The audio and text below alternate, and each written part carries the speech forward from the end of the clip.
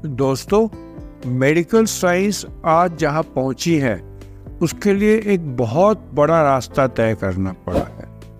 जैसे इंसान अपोलो 11 के बाद चांद पर पहुँचा था, लेकिन ये परसिस्ट करते रहे और बाद में अपोलो 11 हुआ जिससे कि आदमी चांद तक पहुँचा। और ऑलमोस्ट यही बात मैं अपने मेडिकल साइंस पर कहना चाहूँगा कि आज हम बहुत आगे तरक्की कर चुके हैं। सो मच सो हम के उस स्टेज पर पहुंच चुके हैं कि इलाज जो है काफ़ी हद तक फ्लॉलेस हो गया है। लेकिन हमारे को ये देखना है कि हम यहाँ पहुँचने से पहले हमने क्या क्या सफ़र तय किया है। तो इसमें मैं बात करना चाहूँगा आज एक सबसे बड़े मेडिकल डिज़ास्टर की, जिसके बारे में हम सबका जानना बहुत ज़रूरी है और जिसकी वजह से साइंस ने तरक्की की, डॉक्टर्स को समझ आई, मरीजों को समझ आई, गवर्नमेंट को समझ आई और ट्रायल्स की शुरुआत हुई और लोग जो हैं उस मुकाम पर पहुंचे जिस पर आज हम हैं। इसको कहा जाता है थैलिडोमाइड ट्रेजेडी। थैलिडोमाइड एक बहुत बड़ी ट्रेजेडी थी जिसमें कम से कम 10,000 बच्चे न्यूबॉर्न अफेक्ट हुए और ये आज की बात नहीं है, आज से कोई 40-50 साल पहले की बात। कहानी शुरू होती है अर्ली 60s में, 1960s में। अब 2024 चल रहा है और 1960 मतलब 64 साल पहले की बात मैं कर रहा हूँ। सडनली ये देखा गया कि यूरोप में कुछ कंट्रीज़ में, कोई 42 कंट्रीज़ में जो बच्चे पैदा होने लगे, उनमें एक तो कंजेनिटल एब्नॉर्मेलिटीज थी, बच्चे पैदा हो रहे थे या उनके कान नहीं थे, या दोनों हाथ नहीं थे, या दोनों हाथ और दोनों पाँव थे बड़े डिफॉर्म्ड थे। और काफ़ी केसेस में ये बच्चे पैदा होने से पहले ही मदर्स में अबॉर्शन होने लगे। अब इसके बारे में किसी को समझ नहीं आया कि ऐसा क्यों हो रहा है, लेकिन ये सब चीज़ लोकलाइज थी एडवांस कंट्रीज में जैसे यूरोप है, और ये चीज़ या तो रिपोर्ट नहीं हुई या अंडर डेवलप कंट्रीज़ में जैसे इंडिया, पाकिस्तान, अफ्रीका, यहाँ पर रिपोर्ट नहीं हुई। तो बहुत रिसर्च चली और अल्टीमेटली जर्मनी के, ऑस्ट्रेलिया के कुछ डॉक्टर्स ने क्या पाया, वो ये पाया कि एक दवा थैलिडोमाइड जो मॉर्निंग सिकनेस के लिए दी जा रही थी इन लेडीज़ को जो प्रेग्नेंट थी, उनकी वजह से जो बच्चे थे वो एबनॉर्मल पैदा हो रहे थे। आप सोचिए, एक गर्भवती माँ अनजाने में ऐसी कोई दवा खा रही है जिससे या तो एबॉर्शन हो रहा है या बच्चा दुनिया में डिफॉर्म पैदा हो रहा है। इससे बड़ी ट्रेजेडी कोई हो नहीं सकती।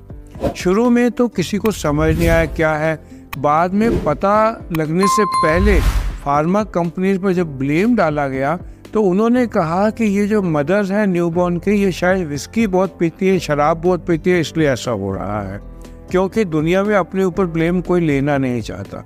लेकिन बाद में आया कि एक दवा थी, डिस्टावेल के नाम से ये बिकती थी और ये थी थैलिडोमाइड।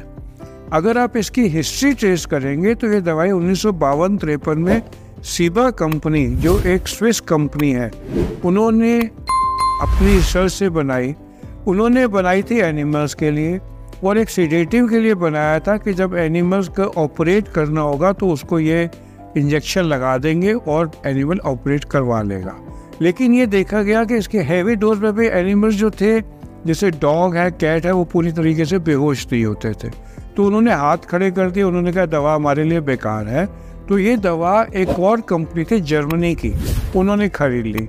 ये कंपनी पहले साबुन बनाया करती थी और उस समय रूल्स एंड रेगुलेशन उतने स्ट्रिक्ट नहीं थे जितने आजकल हैं।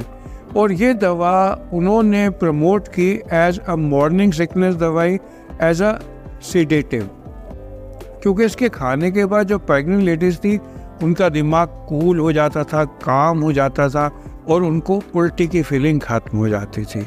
लेकिन बाद में क्या आया कि इस दवाई के, इसको हम कहते हैं टेरेटोजेनिक इफेक्ट, कि पेट में ही एबॉर्शन होने लगे, बच्चे जो है वो इंट्रायूटेराइन डेथ होने लगी। और जो बच्चे 9 महीने के बाद दुनिया में आते भी थे वो एबनॉर्मल होते थे, म्यूटिलेटेड होते थे, किसी के बाजू नहीं होते थे जैसे मैंने बताया, या किसी के कान नहीं होते थे। और इस ट्रेजेडी से पूरी दुनिया सहम गई।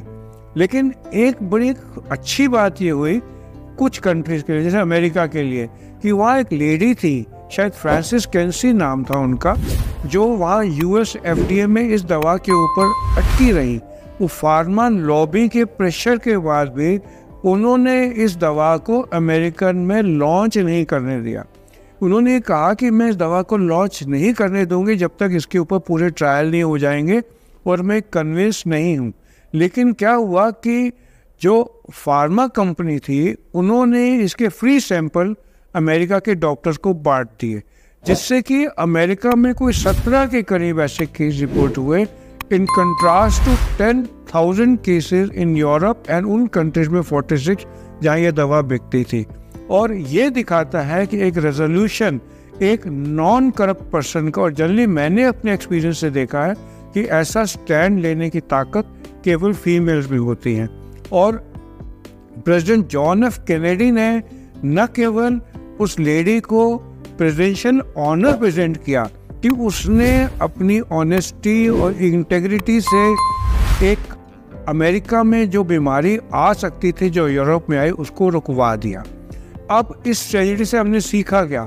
हमने इस ट्रेजेडी से ये सीखा कि प्रेग्नेंट औरतों में कई दवाइयां हैं जो बिल्कुल मना होती हैं, और इसलिए आजकल इतनी ज़्यादा अवेयरनेस है कि जैसे ही लेडी हमारे पास प्रेग्नेंट आती है उसका पहला सवाल ये होता है, डॉक्टर साहब इस दवा से मुझे कोई नुकसान तो नहीं होगा?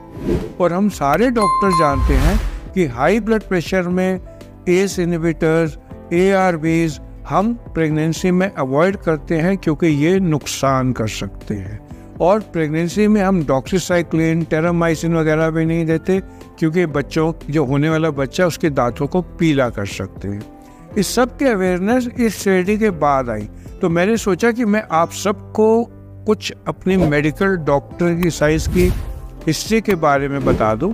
आप सबका मेरे साथ जुड़ने के लिए धन्यवाद। अगर आपको मेरे इस तरह के अपडेट से कुछ सीखने को मिलता है तो मैं कहूँगा कि मेरे इस चैनल को सब्सक्राइब कर लीजिए और लाइक माइंडेड पीपल में शेयर कर दीजिए।